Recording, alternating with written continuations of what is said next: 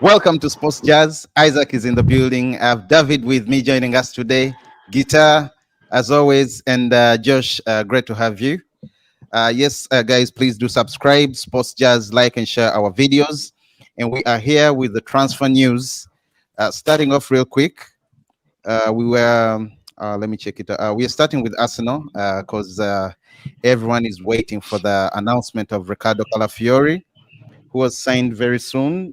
He finished his medicals yesterday, and he will be joining the team very soon in the preseason games in the USA. And to start it off with an Arsenal fan, Davi, once again, great to have you. Uh, Tell me how important it is for Arsenal to sign Calafiori, and do you think with that defense woes for Ateta are now solved? In other words, Ateta should be lifting the trophy very soon. Just to dovetail off what Ateta himself said, in order for us to lift the silverware, we need 114 points. But on a more serious note, Calafiori solves, it points to the small margins that Ateta keeps talking about. It's just improving the team by very small margins. And this particular margin that Calafiori is solving, in practice, I will take you back to the Bayern Munich game. That's the first time Arsenal got at that level against that profile of a team, and we were favored. It hasn't happened in a long time. So what happened is there was a moment where Gabriel was stuck with the ball. As solid and reliable as he is, in that moment we realized what the limitation was. He got stuck with the ball, and then he made a panic pass to Kivior. It was intercepted, and we conceded a goal. So when you look at Calafiori, the element he brings is when we are pressed, he's a ball-carrying centre-back, and that's going to count this season. As solid as our backline is, we don't have a centre-back who can carry the ball and drag the defensive lines of the opposition. So I'm personally very excited about that signing. In fact, I think I want to re-emphasize the unpopular opinion that I would replace Gabriel with Calafiori just because of his offensive quality. but essentially, isn't that what you're saying? You're going to play a 3-back line with that's unlikely to happen. We know that as several people will acknowledge, Saliba and Gabriel's partnership is tried and trusted, right? But it would be interesting for us to try out alternatives with Calafiori. He gives us so many options. He's a high-quality player. He can play with the ball. You're not looking at Calafiori and thinking he's going to defend well. That's not what you're thinking. You're thinking he's going to play football. So that points to so many options that we have. I'm excited to see what happens when the season starts. Actually, in Calafiori's defense, he's actually a very good defender. You know, they don't come often that he's actually good at defending and he can play. He can carry the ball forward. Yeah, he does know how to defend, and tactically he's sound. So yeah, he's a great addition for Arsenal. Well, that's very good to hear from David himself, with rather very confident. In other words, we should expect you at least to win a major trophy, either UCL or EPL. Correct? No comment. But more seriously, we have never been this confident. And I know that sounds strange, given that we were very confident last season and even the season before, but it points to the trajectory of progress that Ateta has overseen at the club. We are even more confident this season. I mean, I am perhaps the only person here who actually truly believes that Arsenal is going to win the Premier League. And this is not wishful thinking or anything. Last season, I felt Arsenal was so close. I believe it was only the Aston Villa game that changed, that messed it up. And if you remember closely, I remember I made an argument off the stream with Josh. I was telling Josh that Arteta messed up that game. It wasn't the play. He was thinking about the Bayern game the following, because there was the return leg. And he changed the setup, thinking about the game midweek. And everyone seemed like they came with this mentality that we are going to beat Aston Villa, but we should focus more on the Bayern game, and that's when things went south.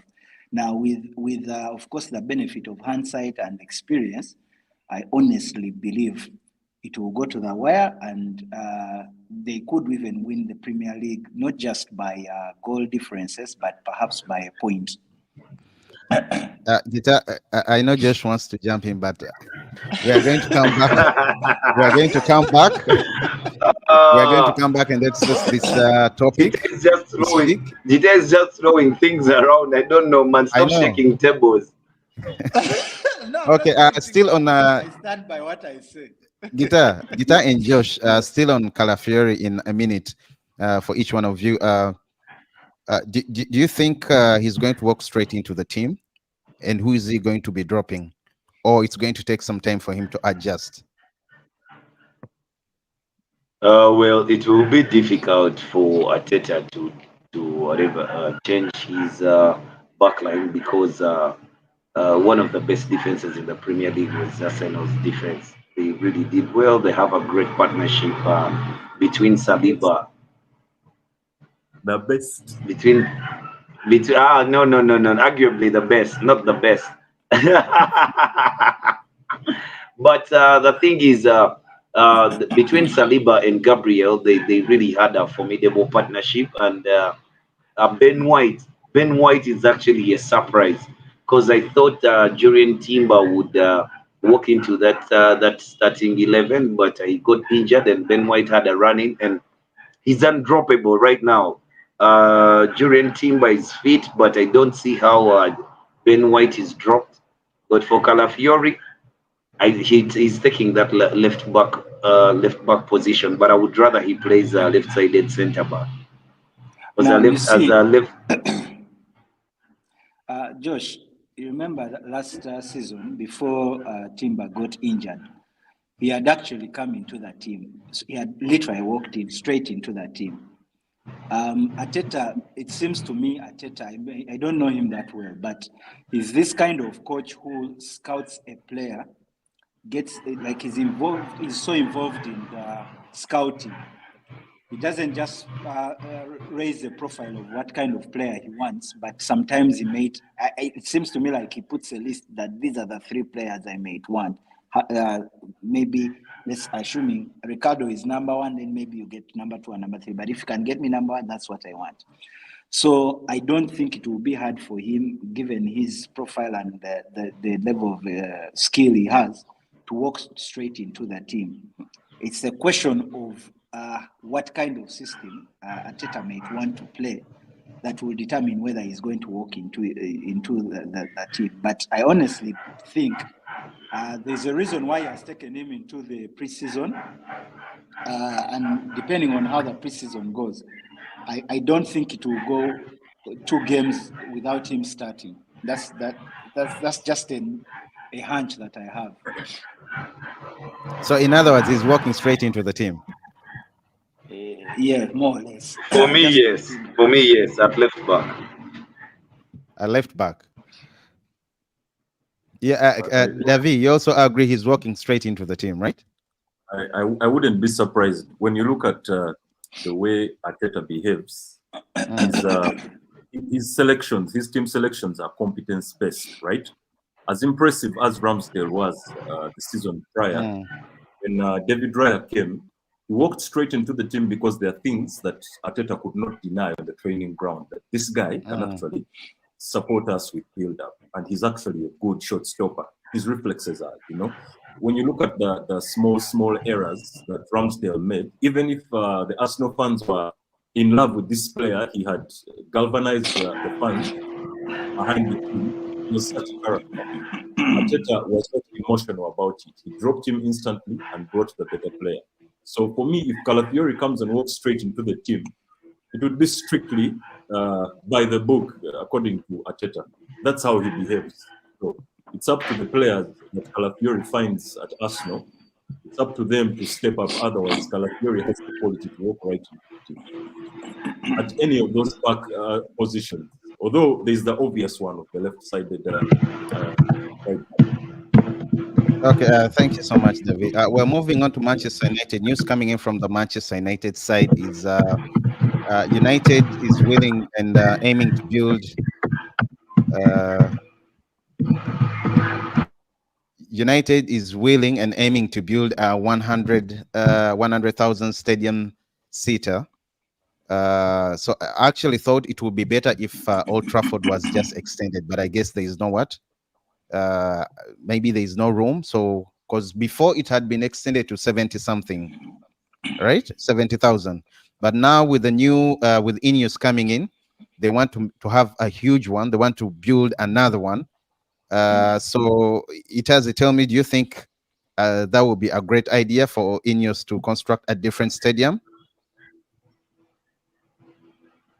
So many memories at Old Trafford, but it makes sense in this day and age. Hanging on to Old Trafford because of the memories and all is not really a thing. When you look at the Santiago Bernabeu, they managed to do that. They managed to renovate the stadium and give it a new look. But Manchester United and Old Trafford have trouble with where the stadium is situated. There's a railroad at the back, so they have to go through a lot to get extra. As much as the land is actually owned by the club, but there's a lot of community involvement if Activities. they wanted, yes, activities if they wanted to use that place as Old Trafford. But if you're telling me that Ratcliffe wants to construct 100,000 seater stadium, I do not care which side of Manchester it is. Timothy, please. Timothy just says that you can't extend a leaking roof. Now the space allows us was the case with Highbury. Well said. Well said. I think. Sorry, Josh, we're adding on something in 15 seconds. No, that's it. That's it. I would love for Manchester United to have a whole new outlook. Yes, Gita, you were saying something. The fact that Old Trafford is gone doesn't bother me. No, for me it bothers me. I'm one of those people who believe in preserving the old, the antiques and all that. So if I was one of the planners, I would not. I don't want it to be demolished. That's for sure.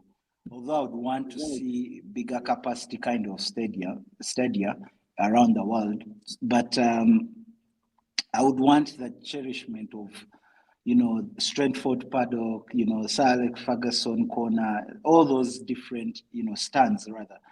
So for me, it's a bittersweet kind of feeling to have a new, bigger stadium that does not have memory. It's like, those new buildings we have in town that look so exquisite, but they don't have that, that old eccentric value that you used to hold on to. So for me, it's a bittersweet moment. I would prefer having it extended if it's possible. I disagree with Tim about that leaking roof, because that can be fixed. Those are small issues. Tim is coming with a juggler. He just wants to hit on the head. With the railway system, they can always even adjust it and make it, go underground. So I don't think it's a big issue. It's finances allowing, that can be handled. Josh, we can't hear you. You're muting, but yes, Josh. Sorry. Yeah, you were saying? It's a very big issue, the railway line, because the financial implications are so huge that you can't do that. Even the authorities and convincing the community to accept you to do that might just be a tall order. Okay, David, I know this. I won't say that you're really concerned or you really care if Manchester United has a new stadium, because you as Arsenal fans, you as Manchester United fans moved from Highbury to Emirates, which is a new stadium. So, what would you advise? They don't fix Yeah, roofs. They just construct new stuff. From a neutral perspective, United belongs to, I think, the highest echelon of global football, right? If we're to talk about the top 5 teams in world football, I think United is one of those, based on the legacy that they have. And in the past, it used to that used to be one of the key contributing factors to that status, right? The size of their stadium. I think they had 80,000 or something around that figure. And when we look at the teams that have that size of capacity, we're thinking San Siro, we're thinking not San Siro, Camp Nou, Barcelona, we're thinking Real Madrid. And now the teams in that golden circle are starting to lift the capacity of their stadiums, and they're all aiming at that number, 100,000, right? If we were having that conversation when Ronaldo came, he was complaining about the status of the facilities at United, and he's like, they were not befitting of a top level club. So I think it's long overdue. United needs to make the investment, and when you throw in the factor of what is it called, financial fair play, clubs have to start inventing ways to generate new money, to generate more money, you know, because most of the clubs that have been investing heavily are starting to feel the pinch of the FFP. One of the ways to go around it, or maybe to confront that reality, is increasing the size of what the team collects on its ticket stadium. Yeah. Okay, thank you so much. Well, Josh is having a few technical issues. He'll be back soon. And yeah, moving on. United have agreed personal terms with Bayern. With the player Mazraoui. I think it was also in the news last time, but it's generating and picking up pace. Gita, you think he will be a good replacement for Wan-Bissaka? Would he be an upgrade, or the levels are still the same? The difference is the similarity. Sorry, I'm also having. I didn't get that. I got a glitch. No, I'm saying United and Mazraoui have agreed personal terms, and so I'm asking, do you think he's an upgrade on Wan-Bissaka? Because that means Bissaka has to leave. By the way, you also have Dalot, who I think is also mid. I mean, he's a good player, but he's a mid. He's mid, sorry. No, he may be mid in terms of technical abilities, but what he brings to that team is different. That is in reference to Dalot. I think we are not. It would be far-fetched to compare Aaron Wan-Bissaka and Mazraoui. They are two different players, and in fact, their role that they are bringing, I mean, would be different. Personally, I'm a huge fan of Wan-Bissaka when it comes to defending. I know Manchester United fans tend to call him Spidey. He's very good at getting off. You know, there are players who are good going forward with the ball. You'll see like Alexander Trent Arnold, you know, Walker coming back to pick the ball off a winger is something else. That's one of the players who are good with those 1v1 situations is Aaron Wan-Bissaka. Now, I liked how Mazraoui, when he was in the Moroccan team, was playing. I didn't get a chance to appreciate him. I would think he's maybe good going forward, but he's not really a one-for-one change. Maybe perhaps they need to free up some kind of financial, gap or space. But if you're going to change Aaron Wan-Bissaka and you want really to get a better upgrade, then for me there are better players to go for than him. But if you need another player, he's a good substitute. So for me, it's one of those. He doesn't cut it. It's good. I'm not saying it's not good, but you're not really upgrading that much. I mean, when you're seeing like teams are now really the business of Premier League has become cutthroat. If you're going to replace a player and really get another player, you must have to get a really good player that's going to change the dynamics. I don't know how it's going to fit into the kind of Erik ten Hag system, but given that that's what I want to talk about. That's what I want to talk about, because we all know. Wait. Just We all know he's had Mazarawi in back then in at Ajax. Ajax. Yeah, Yes. In Ajax. Then he had Anthony. Remember, they all play from the same. So there's a feeling that their connection, if he comes this side, maybe he might help Anthony play well or play better than he's playing right now. Then go for Flimpong. No. Or go That's why they're for- bringing Mazarawi, because they did play together at Ajax. KDM, tell me, David, tell me what you think. You're laughing, Gito.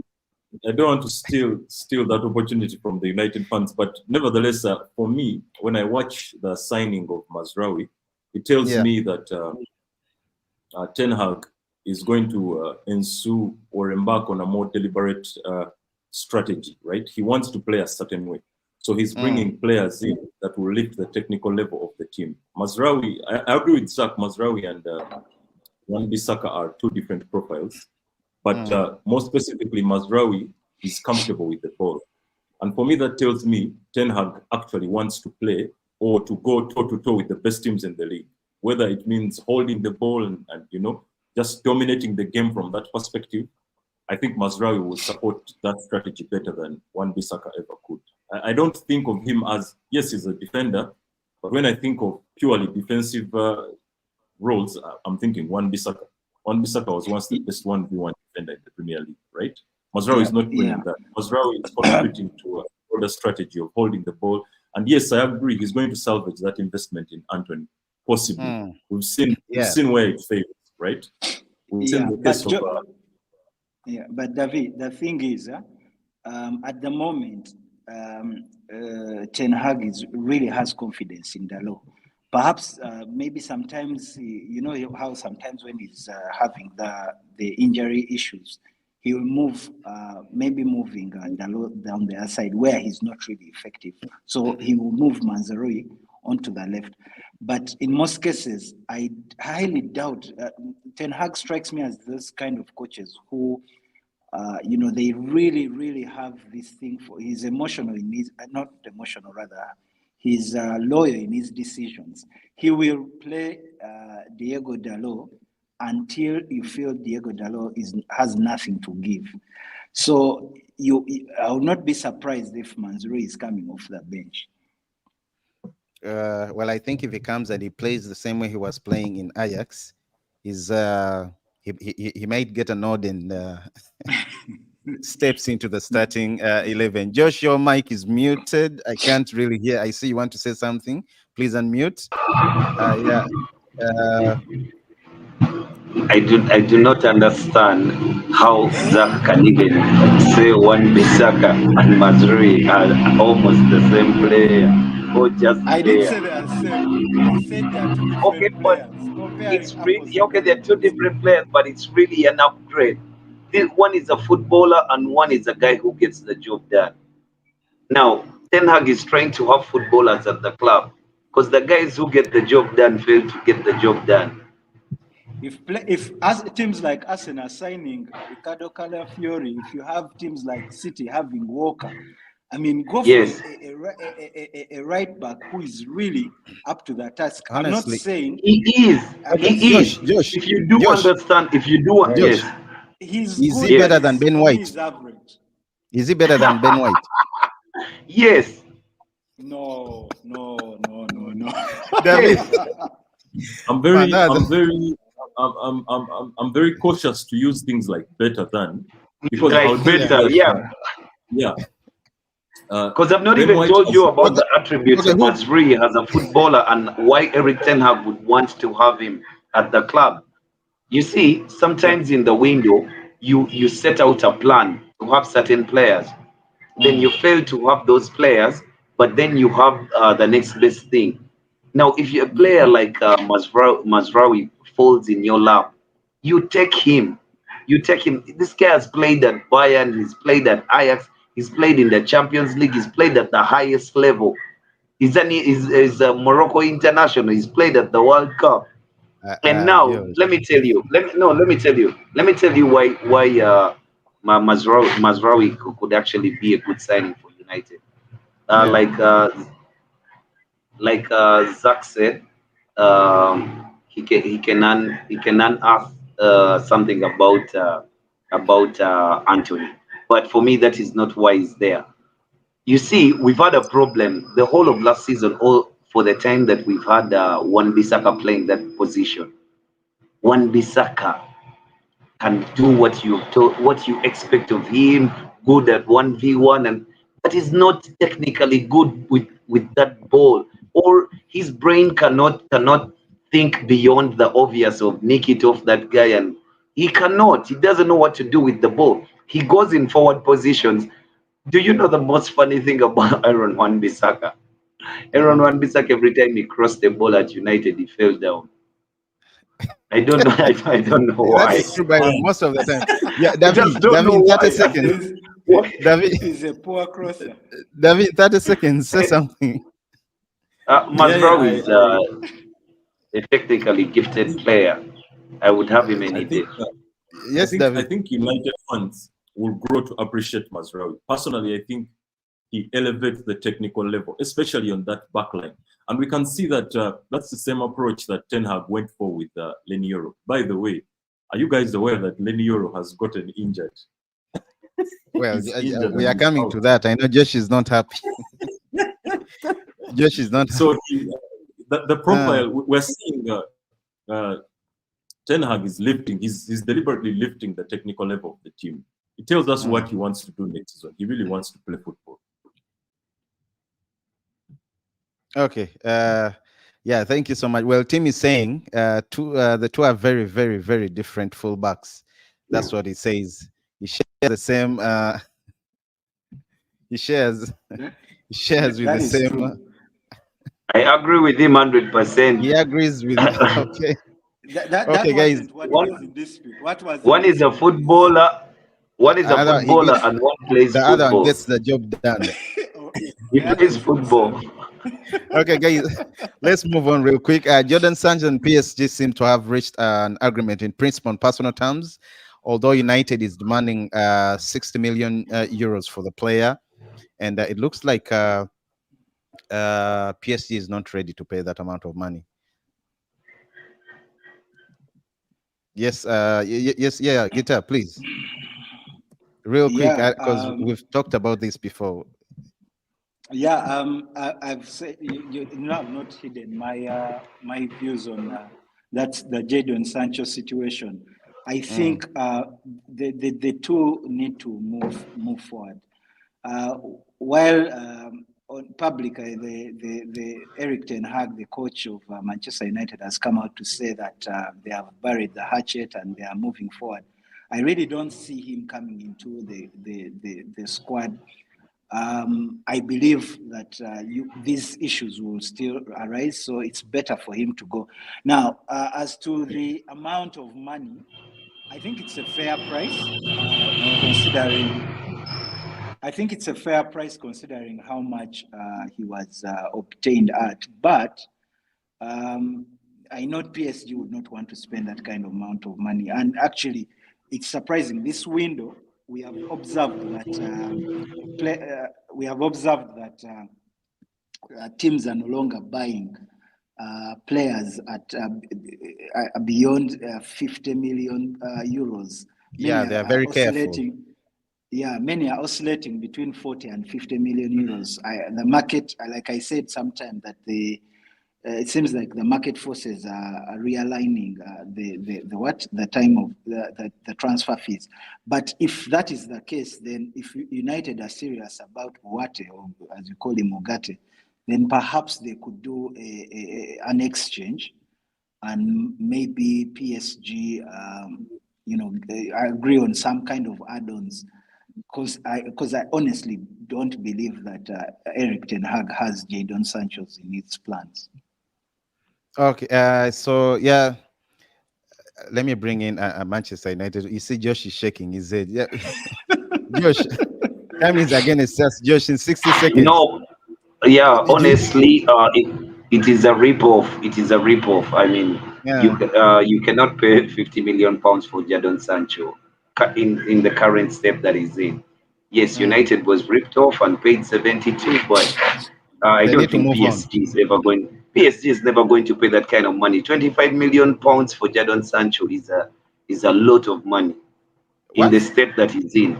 Yes, 25. right now, yes, 25 million pounds for Jadon Sancho, 25 to 30 is good money for him, because I mean he comes with he can leave the baggage High alone wage bill. off the field, but he has a huge wage bill, and besides, he has showed you at United that his temperament is not the best. I doubt that a club can pay that kind of money for and Okay. gamble on Jadon Sancho. Thank you, Not Josh. even Yes. Dortmund. Yeah, David, in 60 seconds, you think he's worth that amount PSG should cash in, or rather should pay their money, or no?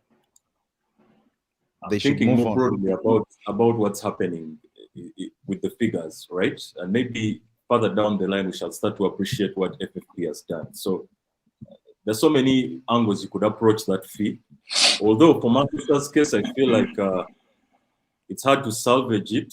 However much Ten Hag tries, well, it's a missed opportunity. The player had a good season in Germany, right? But I think PSG are getting themselves a good player. He had regained his confidence after last season on loan. I think if you discount his indiscipline and all those other things, they might make it. By the way, there's the indiscipline bit of it. Yeah, I'm saying there's an indiscipline bit of it. Okay, guys, let's move on.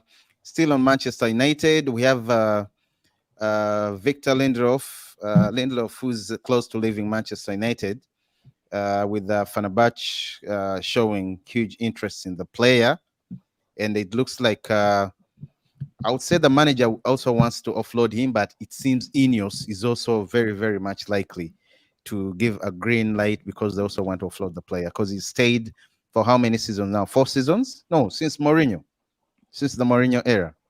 Wasn't Mourinho? And Mourinho being the manager, the current new manager now at Fenerbahce, is very, very much interested in the player. So I personally think, anyway, I think he should leave United, go try something else. He's 30 years old. There are new kids that once they get game time, they're really, really going to play so good. Itazi, tell me in just 15 seconds, okay, 30 seconds, should Victor stay or he should move on? Yeah, Mourinho should take his Iceman. Yeah, he signed him and called him a nice man, but he should take him. But I doubt that deal will go through, because I mean he's injured at the Yeah, by moment, the way, that's true. so it's a bit unlikely. Yeah, thank you. Yes, Guitar, in 30 seconds, should he stay or he should go be the Iceman, the other side? I think it's a bit obvious. He should go. Not just him. United needs to offload around 6 or 7 players. Not just well, they still have the FFP quotas to meet, but they also, like Davi has said, that United is changing the way it's playing. Or Ten Hag wants to bring a certain kind of play. Victor Lindelof, while known as Iceman, he's not going to, teams are adapting what Davi said, ball carrying center halves, fullbacks, every player in the team. If you see goalkeepers playing with their feet, gone are the days where we knew keepers like David De Gea, who are supposed to just save and, kick the ball or give the ball to the defender. Yeah, they play from so the everyone back is now. required, exactly. So everyone is now required to play with the ball. Okay. So when you have players like Lindelof, he has to go. For me, I don't think even the injury is something that can stop them. If Mourinho really wants to get him, and the price is right, trust me, United should sell. They will sell. They'll try to maneuver the medical test somehow, but Okay. he will be sold. Yeah. David, still on that very same issue, we see Ericsson also could be on a move if an offer of 5 million euros is placed on the table. and teams like Anderlecht, you have Ajax showing interest. He also falls in the same bracket as Wan-Bissaka. You have Lindelof, a few more players that side. You have Maguire, although he's not mentioned here. You think United should take out everyone, bring the new people, the new kids? I think we can all acknowledge that probably Ten Hag has been allowed to build, and maybe they will allow him some more time. But when you look at the way other clubs have been doing it, now when you start talking about a player like Eriksen, yeah, I would be cautious to push him out, right? Definitely he has the quality, but United shouldn't look at him so much for his quality as for his experience. At Arsenal, we have Jorginho. Jorginho is a good player, but we're not looking at him as, to particularly solve any specific problems for us. But he brings that oral experience and guidance to the younger players who are coming up. He has the head for the level that Arsenal is aspiring for. And I see Eriksen in that same, with that same light. I look at him through the experiential lens, and I'm thinking, Kobe Mainu is coming into it in the team, and a bunch of other young players under 21, 22. They would want an Eriksen around them. You push out your Iceman, but Eriksen, I would be cautious to push him out so quickly. In other words, he deserves to stay. Okay. Well, still, it seems like people are still moving. Yeah, thank you. Peace says you guys talk about Manu like a police in a uniform. Shots fired. Shots fired. Okay. Sorry, I'm a bit lost in translation. What she means there. And Zach, that comment is for you. That's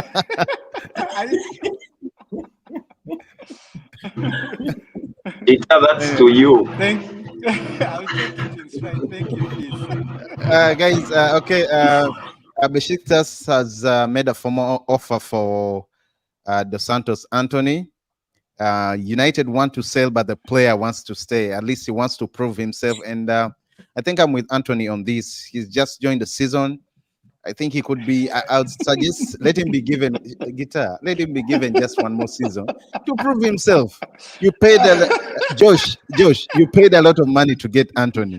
It was a last-minute deal. You remember the criticism because of the deal, and he didn't perform so well.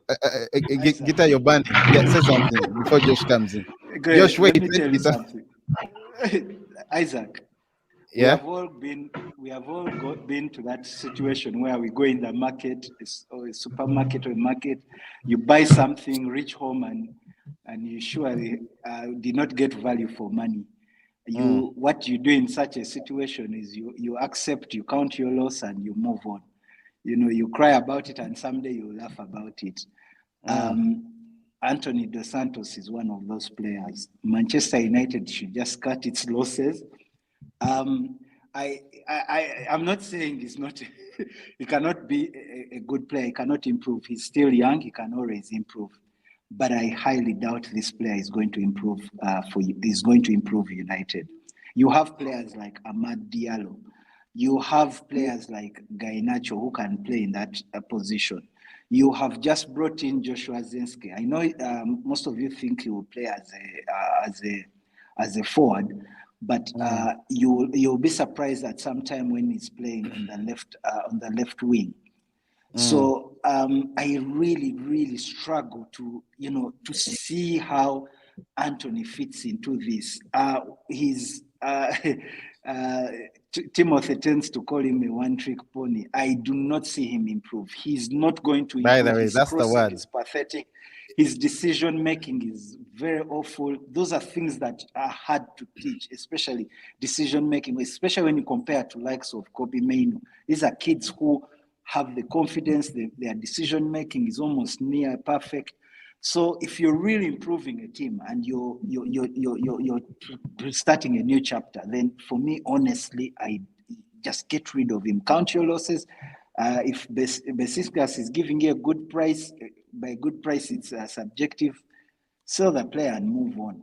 It's cutthroat. Okay. Yes. If Arsenal sold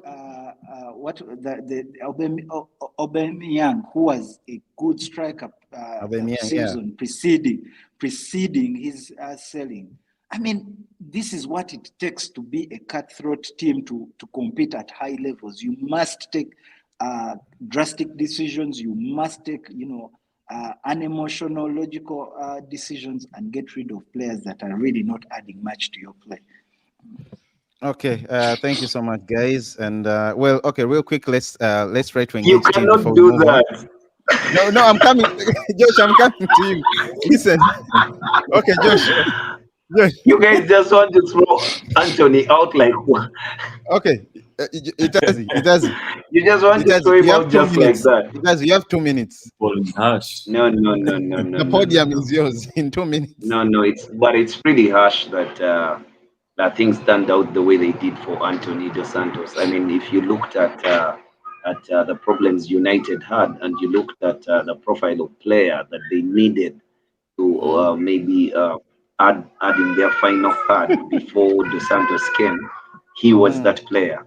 Anthony was the player. He was doing everything right at Ajax, but the environment that he joined at United, as in at United, we've had players like Di Maria who have failed to play football. But these are very decent players who have gone on to win Champions League medals, and even after they've left, Josh, even including the World Cup. No.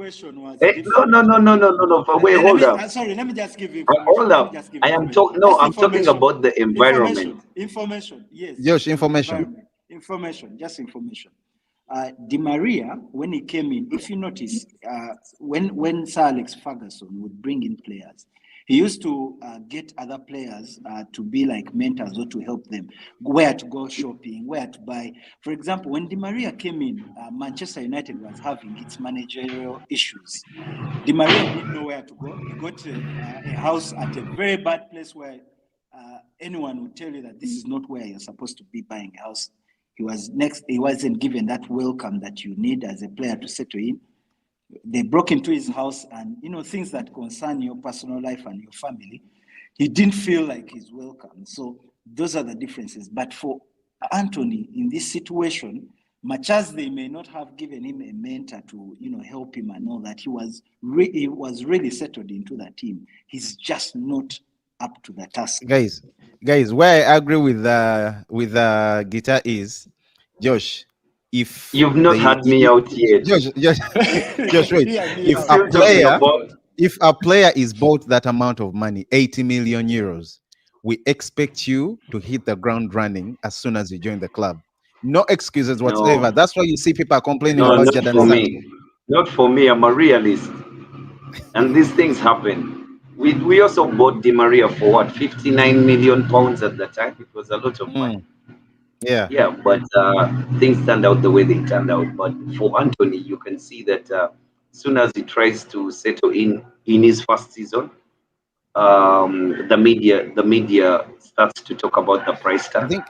I think people like him because it's first game. The media starts to talk. Not his first game. As in, I had seen the player at Ajax, and as a fan, I was the first scout to say, don't Man United scouts see this boy. But it was never his fault that he was bought the amount of money he was bought. At some point, Ajax was giving us the boy for 40 million. But somehow Ed Woodward managed to shoot that up to 80. In the end, actually, the media was always talking about his 80 million deal, but actually it was 55. Yeah, I think that. Yeah, by the way, that is true. The actual amount is 55. It only raises to 80M if he wins. Yes. There are certain clauses. They need Ballon d'Or, play of the tournament. Correct. Things like that. Which is unlikely to happen. Never. It's not going to happen. But the thing is, now look at his second season. He comes out. The season starts a month into the season. First international break. Then there is all these rumors in Brazil about his situation. He didn't even play in the Copa America, did he? No, he did not. But remember, the international break is when hell broke loose, and there were all these allegations against him and what. Then, a player like that psychologically, Jadon Sancho, the one you're talking about, like his Hail Mary. Jadon Sancho was given 3 months off during a season. 3 months I off. remember But that. I didn't see no English media talk about Jadon Sancho and what he had done. Everyone tells you that Eric Ten Hag was bad to actually call out Jadon Sancho for not training well. Okay, Josh, guys, thank you so much. I think we've talked extensively about Manchester United today, and that's where peace comes in when we say we talk about United as a what, as a policeman in uniform, something like that. But okay, moving on to other related transfer news, we have Brighton are set to complete Diego Gomez move today as Inter Milan has accepted their bid of 10M. Then we also have Emerson, who's expected to join AC Milan from Spurs, as reported earlier this week. I think Emerson brings something to the table as a Brazilian. Maybe things might not have worked out very, very well at Spurs, but he has played his part. And if an offer comes in, I think he should leave. He should go. Yes, Gita.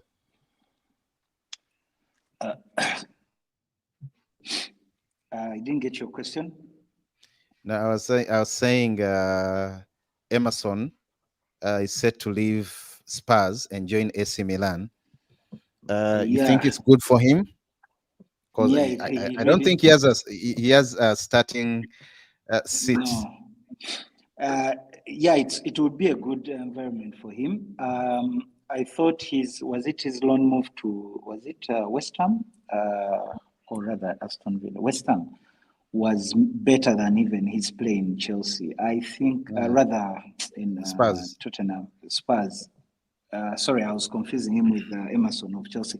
I think with the I forget his name, Postecoglou.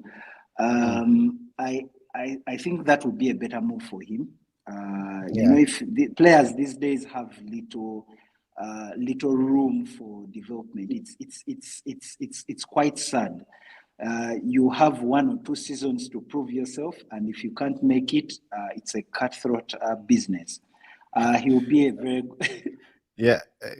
guys. Sorry, I was reading Tim. Tim has a question for us, but we are going to come each one of us. We are in 5 seconds. We are going to give him a response. You know, yes, David. Do you think it's the right move for Emerson to leave and go join? I don't know whether it's the right move, but I don't think he has many options. To be honest, I don't think he has many options, and lately, it's a little sad for me, who's a Brazilian I've fan. always been a fan of that. Those Italian teams, right? But it seems like they are getting second-rate Premier League players, although they know how to convert some of that talent. But it's just sad. I can think of so many the Lukakus of this world, and we can say maybe their strength is they know how to convert the talent. But it's sad. On the other hand, it shows how much the Premier League has grown over or against the rest of the leagues in Europe. To think that Emerson is now going to AC Milan and he has no place at Tottenham. It's just weird. But you guys are hitting on the head. Yeah, but you notice, David, you notice that AC Milan used to get players averagely around 28, 29. But of course, they would get star players, you know. So for them, I mean, a team that cannot make top 5 in Premier League is sending a player to AC Milan. When you used to see people like Seedorf, you know, it's sad, like you say. Yes, Josh, you want to say something? Yeah, I noticed his days were numbered when they started to put him in roles like go and play wing forward. You know, tomorrow play as a false 9. Yeah, I knew that Emerson Royal was done. Van der Ven came to the club and he just wrote him off. I didn't understand. It was a time, actually, he scored a few goals. Postecoglou put Emerson Royal as a wing forward. Yeah. You know, he even got a few goals, but I knew his days were numbered. So, okay, Josh, let's have a go at this. Tim says, question to each of you: has Neymar's hair been a more successful signing for United than Pep was for Arsenal? Come on, man. I think that situation is very similar. I think it's an interesting observation because Pepe came off the back of a very good but did he season in France. I mean, why say Just Neymar's like hair? Really, was that necessary? Neymar's hair. See the question. To be honest, I think Anthony, like Pepe, Anthony is a very good player. If we're strictly looking at his quality, he's a very, very good player. But first of all, he's a Brazilian. He's a Brazilian. He's going into the dull environment of Manchester. It's always rainy. The fans are too serious. They take themselves too seriously, right? He's excited in his head. He has so much color in his ideas. And he's coming to a club that is so eager for results. And it just seems disconnected. So I can see how that affected his performance. But in another world, Anthony would have really given you value for money. I totally agree with Devi. But my thing is, we are. It's like how third world countries always compare themselves. We have a better country than yours to other third world countries, rather than aspiring to reach first world countries. That's the kind of question that team gives us. I mean, you're having two blind people thinking, well, at least for me, I can follow the sound of, at least for me, I have a stick, and it's kind of sad. But like David says, when you think of Anthony, his potential and what he delivered, or what was expected of him to deliver, it's perhaps what cost him. I still think there is still room for him to, if he stays into the Manchester United club, he'll be forced, perhaps a change in positional play could perhaps deliver. As to compare him with Pepe, I would not that was want to outrageous. Let me real quick. I think Paul is talking about Emerson's move to AC Milan. I don't know whether this is a compliment or it's other, but he says it's not sad because AC Milan has a thing of picking up players that other clubs have dropped. Any AC Milan it was clarified. It was clarified that we do know they do that, but this time they're getting second tier players from the Premier League who are unwanted at places like Hotspurs. Anyway, that's what David was trying to say earlier on. To imagine that. If AC Milan picks up a David Beckham or a Ronaldinho, an aging Ronaldinho, they're still top level players, right? It's only a question of right? I mean, if you pick up a Messi, you can't complain. Yes, like a 33-year-old Messi wouldn't be a problem. How old was Ronaldo? But I think he was the top scorer that season. You remember? Zlatan, he was even a bit overweight. But he was still Ronaldo. Emerson is starting to feel like they're stupid. Okay. As we move on, Paul comes back again to say I think the price tag is played a key role in Anthony's downfall, just like it did for Pep. He's talking about Nicolas Pep. For those of you that don't know, then we have Timothy. I need to chime in on that issue of the price tag. I think Josh talked about it. That I don't like how we. You didn't let me finish. Sorry, I don't like how we judge. You talked about it.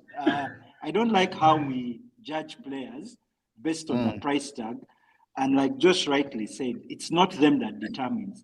The market forces and the club and the situation may be what determines. Manchester United last season or the season before that, where they had the likes of Ed Woodward, who would pay anything for any player as long as they got him in to shut the fans from making noise.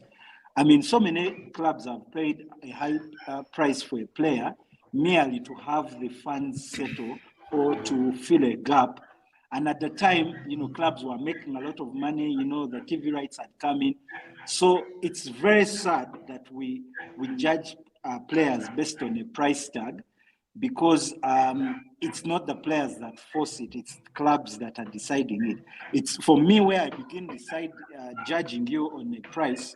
It's when your wage bill is high. That's when I feel like you should, because those are personal terms that you agree to, then you should live up to Zach, the bill. Josh, yes, Zach, Josh, what you don't please. understand, what Yeah. I was trying to tell you was the environment that he found himself in.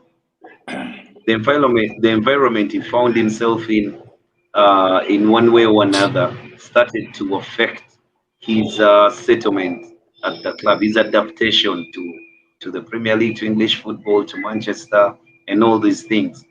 And him being signed at Manchester United, which is the club that makes the most news for English media, they actually did give him a very hard time, a very hard time. Even when he scored on his debut against Arsenal, they doubted him from day one. Josh, You know, they he did cannot that. play. He has They Guys, blonde did that hair. for. He They has did what? that Josh for and Guitar, Hoyland. Josh and Guitar, Josh, they did Josh that and for Guitar, Hoyland. please. Yeah, that is For that. That is Maguire, that. that's for me is not an excuse. Guys, Josh and Guitar. No, where I agree, but no, I think Maguire has been getting the same stick from pundits, Maguire never got reporters, Maguire never players. got that stick. Maguire No, they never even got that attacked his stick. family. Come They on, even Yes, they but Maguire. even it was attacked his never family. about. He Listen, put it his was head down about and tried to improve. it was about his shitty football. It was never about his price tag. Never Okay, for okay, Maguire. Never. Josh and Guitar. This is a topic that we are going to come. We will come back specifically to talk about the flops and those that have done well last season. Anyway, yeah, I see Ericsson just said right now to rumors of him having clubs like Anderlecht and Ajax interested in signing him. He says he still has a 1-year contract at United and is looking forward to finishing his contract, because you know when you leave United, the money also the wage bill also reduces, because to join those clubs, I don't think they can really pay the amount of money that Ericsson is playing. Guys, real quick, we did have games that did happen over the weekend. Preseason game results. We had Man City being beaten by AC Milan 3-2. We had Celtic thrashing Chelsea 4-1. Actually, Chelsea scored a penalty a few minutes to end of the game. We had Liverpool beating Real Betis at rather 1-0, and United being beaten. I didn't understand the Arsenal United game. The full game was 2-1 in favor of Arsenal. In favor of Arsenal. But again, somehow they went on to play penalties where Arsenal was beaten 3-4. And the most awkward moment about that was, I don't know whether you guys saw clips of, there were two moments. The second goal, equalizer from Jesus, which is arguably an offside if VAR was included. Then the other one was Onana. Did you see the drama that Onana was acting like a 2-year-old child? After Gabriel scoring, he wanted to confront him, and the ref told him, no, do not go there. The ref told him not to go because it was funny. What was he doing? No, I think for me, one, they needed to, these preseason games also, apart from the testing out the players, it's good for fans that may not have a taste of the Premier League get to enjoy it. And the whole penalty scheme is, on the banter side, is maybe to give Manchester United something to clutch on, but on a serious one, it's also to give the stadium was packed, and it's something to give the more drama to give to the fans. I think the Onana situation was he tried to mock Gabriel on the penalty, telling him moving on one side and telling him to score the other side. Was it only Gabriel? And that's where exactly placed it, and Gabriel was giving it back to him. I think that was the confrontation. But on a serious note, the game for me was amazing on both sides. Both teams set up to play. I enjoyed the game. Arsenal, I saw a different side to Arsenal, and I think David will give us those details. But I saw a different kind of play to what Arteta was doing. But I equally saw a different way of a different press by Manchester United. That 4-2-4 kind of press when they are not having the ball that I saw with Ruud van Nistelrooy's PSV. So, despite the result, that for me was something impressive. Because one of the critics for Erik ten Hag last season was that they don't see a style of play. Many of the pundits were saying they were not seeing a style of play. But this time round, I saw something. Of course, with the changes and as the game went by, the whole ping-pong counter-attack kind of football came in. But for me, I was impressed with that 4-2-4 kind of press and something that was lacking, the midfield. Even they have what you call a irregular double pivot setup when the keeper has the ball. We can go into details of the game later on. I know we have that segment, but to leave my friends to chime in. But for me, I was impressed on both sides, and I look forward to the start of the season. Yes, we are going to end up with the Arsenal gentleman. Josh, real quick, what was the highlight of the game for you, and who impressed you? Who impressed me? Ethan Nwaneri, Amas. Lenny Yoro, Amas. Kelly. Yeah, oh, my Lewis Kelly. Oh, God. But not so much as Nwaneri and Amas. Amas was really good on the ball, really good on the ball. You know, he was comfortable in tight spaces. He really played well. The thing though I noticed about the game is Arsenal is a bit ahead of Man United in their preparations. They allowed to give players like Odegaard and a few of the senior players about 70 minutes or an hour into their legs. And Ten Hag is not yet comfortable to even give them 50 minutes. You know, they at halftime, he changes almost the whole squad because maybe he sees it in training. They're not ready yet. And yet Arteta is confident that these players are good to go, so he can give them that kind of time.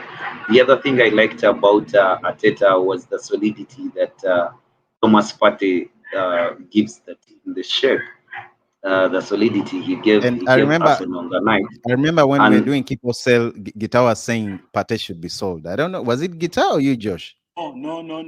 both of us, but the thing is, you know, me, I can define. No, me, I can defend myself. I defend myself because Okay, Josh. he was lost. We didn't know where he was. Josh. Okay, so you, the highlight was United, In rather conclusion, Arsenal. Yeah, in conclusion, please. in conclusion, the real highlight was Arsenal is ready to play. Arsenal is right. Whoever was on the pitch, whether the kids who came on, they were ready to play, and they actually played really well. They can build the ball, they can up the tempo, they can, you know, they can calm down and take the sting out of the game. It was really good. Maybe Martinelli's offside goal. Was it Martinelli or Jesus? Martinelli had the Martinelli. second goal. Yeah, the second. Yeah. No, sorry, the first goal, Jesus. Jesus, it was the first goal, right? Yeah, it was the first goal. Yeah, but it was a beautiful assist from the kid. How can it be beautiful when it is offside? Now, because in this, no, see, as per the game, it's a goal. It wasn't an offside. That's per the game. There was no VAR. Just chime in. 10 seconds. Yeah. I was saying, for me, I don't think it's even good to debate whether it's an offside or not. It's a preseason. Preseason is for you to prepare, to give you a chance to see. Results don't matter. Last season, Manchester United beat Arsenal and went on to lose all the games they played Arsenal within the season. For me, what like Josh has said, it just showed me one thing, that Arsenal is really, really well prepared. Exactly. Really, really Okay. well prepared for that Guys, season. okay, let me bring in David. David, this is for you. You see the cross coming in. You see the player slightly ahead. Well, do you think it counts? Rather, do you think it's safe to say that shouldn't have been a goal? I think I disregard the significance of those small errors because it's a Oh, preseason, come on. and I don't want Okay, to yeah. approach it the way I would approach a in game. However, the game itself showed, for me as an Arsenal fan, one of the things I was wondering is whether we can sustain the development we have Arteta has built in the team, because it was starting to look like the development was predicated on talent acquired from the market, right? When I see those young players coming up and stepping up to that level, for the young players, it's really not a preseason game. It's I'm showing you what I am about. But also the other interesting thing about that game was Onana. You guys, I don't know, and I have to look at it from a neutral perspective. Onana has character, and when you look at, we had a goalkeeper called Martinez. You know, Martinez, that same character, and I don't think Onana is half as nasty as Martinez was, because Martinez was really nasty, right? But that attribute is actually very valuable. It speaks to the confidence of this goalkeeper. He's willing to pull all stops to dent the confidence of whoever is facing him. I think it's a good attribute. But because he's African, it's going to look a bit weird. But I think you guys have something on your hands, and you better not destroy it. United fans are unforgiving like that. But I think it's a good quality that Onana has. There was nothing. Josh, you have at least 90 seconds, because since you were interrupted last time, 90 seconds. David says Onana's character is good, and we shouldn't even, or rather, United fans shouldn't even complain about it. Again, for you, you think it's right? He should. There shouldn't be any complaints about him. What he did, taunting Gabriel before scoring, actually before even not saving the what? The match? Sorry, the penalty. Sorry. Yeah. By the way, let me tell you one thing. I don't know why keepers don't do that. Because, I mean, you allow Bruno Fernandes to hope before he takes a penalty. You understand? So why wouldn't the keeper do something to keep it out? You know? He can do something to keep it out, maybe. But there was nothing much. You know, he still, whatever, tried to tell Gabriel to put it on that side. He thought Gabriel would change his mind, but he still put it on that side. So I think there's nothing in there. Wait, he's a big player. Onana is a big player. His mentality is up there with the best. So I don't think that would phase him. David, you're saying something? Yeah, I think if Gabriel had missed that penalty, we would be having a very different conversation about Onana's character. That in is general, also for true. those who are criticizing that kind of thing, yeah. Because I've seen that very thing what Martinez used to save penalties based on the way he knew. He had crafted intimidation into a science. Martinez could just do things that were, outright annoying. But somehow they flew under the radar. Unless it's pointed out to you, you'd never even notice. But when you go back and investigate what Martinez does, what Martinez used to do in the World Cup, it was very nasty. They would say and do things that were just borderline unsportsmanlike. Okay, guys. Well, thank you. So I see a comment section. Let me see. This is Paul. Paul is saying Ike has done that to Juninho in the game against PSG versus Madrid. Has done the he's saying, I think he's talking about a former Madrid. Let me Josh. Keeper. Former Madrid keeper Ike Casillas, where he says he has done the same thing to Juninho in the game against PSG versus Madrid. Josh, unmute if you want to say something. before we I think finish? for me, keepers must do that. I have nothing against Emi Martinez for doing it. I have nothing against the keeper from doing it, because we don't stop strikers from hopping before they take a penalty. As in, they should tell them that just stand your left foot or your weaker foot against the ball and hit it, you know. But they let them do what Okay. they want. They have a run, Guys, guys, that's it for today. Thank you so much for tuning in, the viewers, those that have been concurrent with us since we started. Please do subscribe to Sports Jazz. I had Josh with me, David with me, I had Guitar with me. Thank you for peace. Timo or Timothy, I hope it's okay if I call you Timo, then Paul.